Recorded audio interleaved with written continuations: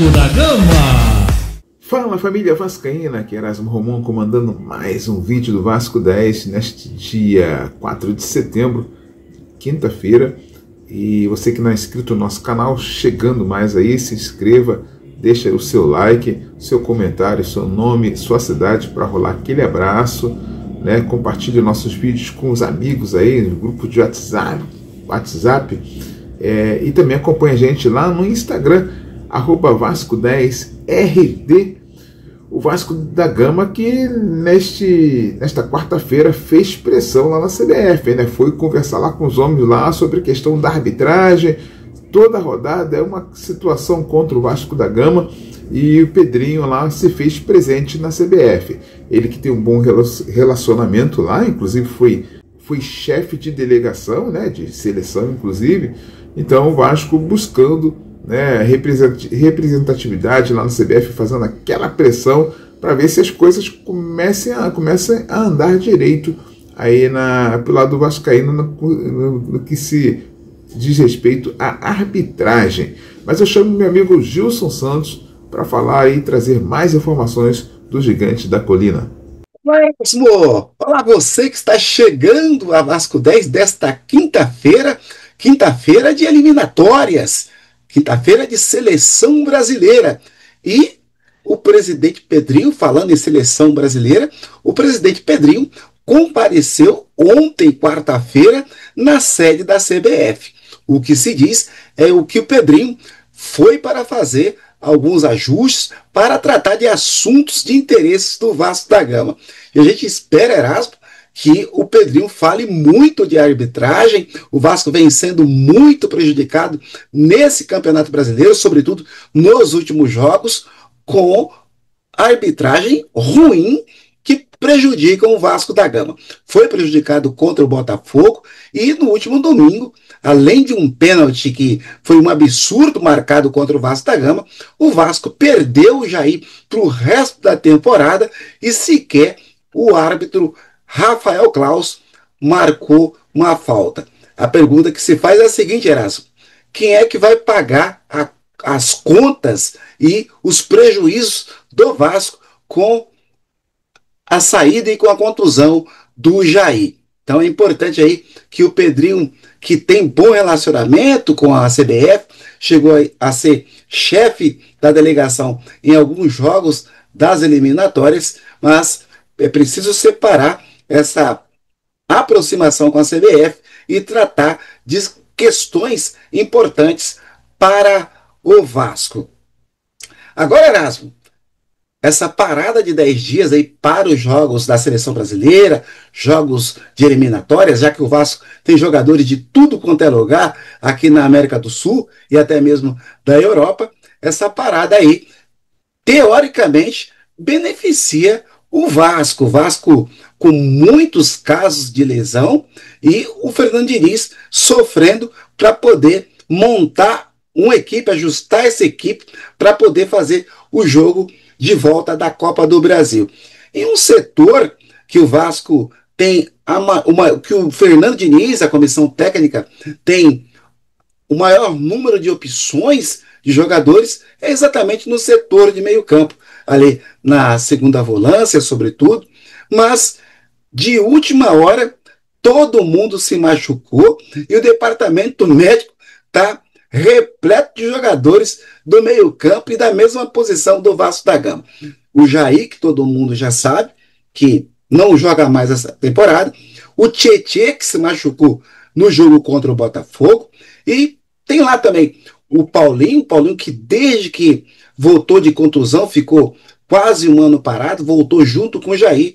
O Jair já vinha se destacando, já voltou novamente para o departamento médico e o Paulinho não consegue jogar, não conseguiu recuperar, restabelecer o seu futebol, está machucado também e não é mais uma opção para o Fernando Diniz, que já não estava contando com o jogador. Paulinho não conseguiu recuperar a sua melhor condição física e o seu melhor desempenho bom que já aconteceu pelo Vasco da Gama.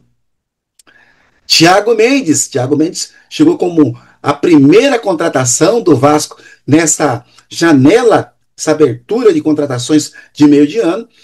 Thiago Mendes também está no departamento médico. Portanto, Erasmo, são muitos jogadores para o setor, mas hoje o técnico Fernando Diniz conta apenas com o volante Barros, que retornou ao Vasco agora, que acabou de chegar, e com o Matheus Carvalho. Inclusive, o Matheus Carvalho chegou a jogar no jogo de domingo contra o Sport, foi quem substituiu Jair, porque as opções do Fernando Diniz são poucas, o Vasco está com escassez de jogadores nesse setor, e claramente o Vasco caiu de rendimento com a saída de Jair e a entrada do Matheus Carvalho. Matheus Carvalho fazia um bom tempo que não atuava pelo Vasco, o Diniz até gosta do jogador, mas muda muito o jeito do Vasco jogar, jogando com Jair, jogando com Tietê e Barros, e com a entrada do Matheus Carvalho, um volante canhoto, e que tem uma chegada mais tardia lá no setor de frente do Vasco da Gama. Então, Diniz, com essa dificuldade aí, torcendo para que o Vasco recupere logo, principalmente o Tietê, que seria a substituição natural onde estava jogando o Jair, mas o Vasco até aqui não deu nenhuma informação, não soltou nenhuma nota sobre a previsão de volta do Tietê e o grau da lesão desse jogador. E a gente espera que pelo menos o Tietê fique à disposição do Fernando Diniz para o confronto contra o Botafogo no próximo dia 11. Outra informação, Erasmo, o Vasco está monitorando zagueiros da Série B, zagueiros experientes, e, por incrível que pareça, o zagueiro que mais se destaca na competição, na Série B do Campeonato Brasileiro hoje, é exatamente o God of Zaga, o nosso querido Maicon. O Maicon está se destacando lá pelo Curitiba, o Curitiba está aí quase voltando à Série A, e o grande zagueiro da Série B é o Maicon. E aí fica uma outra pergunta, Erasmo. Se o Vasco está à procura de zagueiro, por que não manteve o garoto Lincoln no elenco do Vasco da Gama? Emprestou o Lincoln e agora está em busca de jogadores para poder completar a zaga, o elenco do Vasco da Gama. Então são muitas questões, o Vasco ainda atrás de jogadores para compor o elenco, e a zaga agora é uma prioridade. A zaga que conta com muita gente agora, Erasmo. O Robert Renan, o próprio Cuesta, que acabou de chegar, o Lucas Freitas, que está jogando um bolão, está jogando muito bem, e o Hugo Moura. O Hugo Moura vem se adaptando ali como zagueiro, que é mais um jogador como opção para o Diniz, para o setor de meio campo. Porém, o Cuesta não pode jogar contra o Botafogo. A inscrição foi tardia, demorou para poder fechar a contratação desse jogador, e o Vasco não conseguiu fechar a contratação do jogador em tempo do jogador estar apto para jogar pela Copa do Brasil no jogo contra o Botafogo. Então, o Hugo Moura, que seria uma das opções para o Fernando Diniz colocar no setor de meio campo, também não pode sair da zaga, porque certamente jogará como titular no jogo contra o Botafogo. Na última entrevista, Diniz falou que vai escalar e que escala sempre quem está em melhores condições.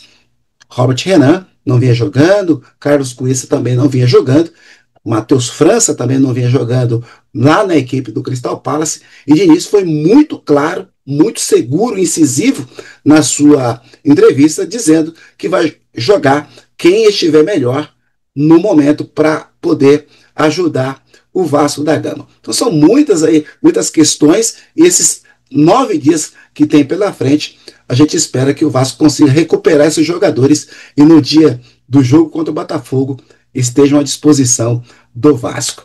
Fico por aqui e volto amanhã para poder curtir Sexta-feira Musical com Erasmo Romão. Não perca, pois, porque amanhã a abertura do programa é com Sexta-feira Musical no comando de Erasmo Romão.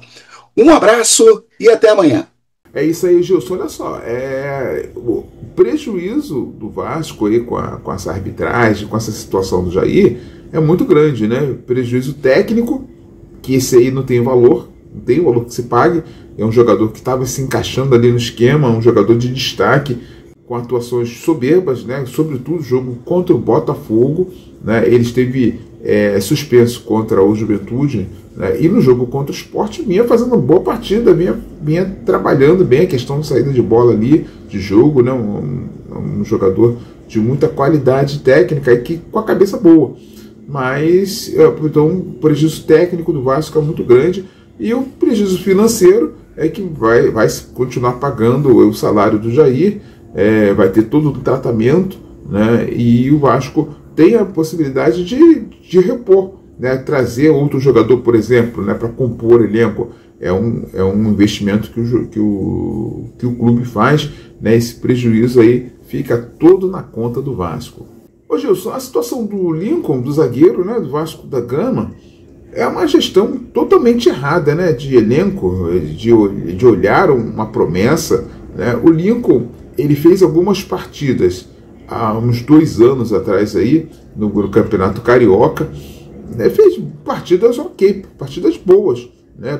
Não comprometeu, inclusive num jogo contra um time, acho que contra o Madureira, se não me engano, ele pegou a bola na defesa, lá pela lateral direita, ele saiu arrancando, levou todo mundo, chegou na grande área, né? Por muito pouco não faz um gol numa arrancada espetacular. O Lincoln é um jogador de muita saúde, rápido, né? Que na defesa não deixou brecha, e no ataque, de quando dá uma venturada lá no ataque, lá nesse jogo foi muito emblemático essa jogada dele.